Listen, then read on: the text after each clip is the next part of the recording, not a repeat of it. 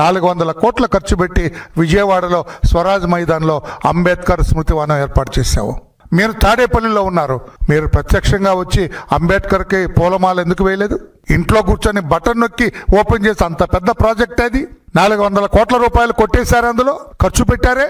నీకు నిజంగా doctor BR Ambedkar మీద ప్రేమ ఉంటే మీరు రావాలి కదా, స్వయంగా ఆయనకి శ్రద్ధాంజలి ఘటించాలి కదా, విగ్రహాన్ని పుష్పమాలతో అలంకరించాలి కదా. ఏం ప్రేమ ఉంది మీకు? మరలా ముఖ్యమంత్రి కావాలన్న తపన, ఆరాటం, తాపత్రయం తప్పితే మీకేమున్నదని చెప్పి కూడా నేను తెలియజేస్తున్నా. అందుకే దళిత వర్గాల సోదరులందరూ కూడా నేను విజ్ఞప్తి చేస్తున్నా, మరలా ఈ జగన్మోహన్ రెడ్డి మాయలో పడద్దు. ఇతను ఒక మాయా మహేంద్ర, ఇతను మోసకారి, ఇతను అబద్ధాలు చెప్పే మనిషి, ఈజ్ ఎ చీటర్.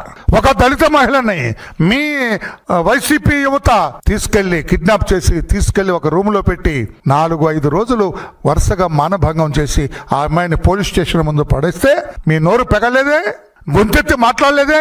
అంబేద్కర్ విగ్రహం మీద ప్రేమ ఉన్న వ్యక్తి దళితుల మీద ఉండదా మీకు? ఎందుకు ప్రశ్నించలేదు?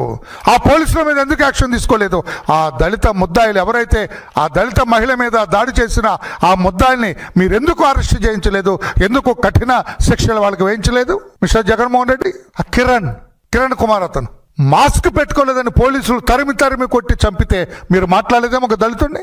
మీ నియోజకవర్గంలో నాగమ్మనే దళిత మహిళ దారుణమైన రేపు హత్య జరిగితే మీరు మాట్లాడదే మీ నియోజకవర్గంలో?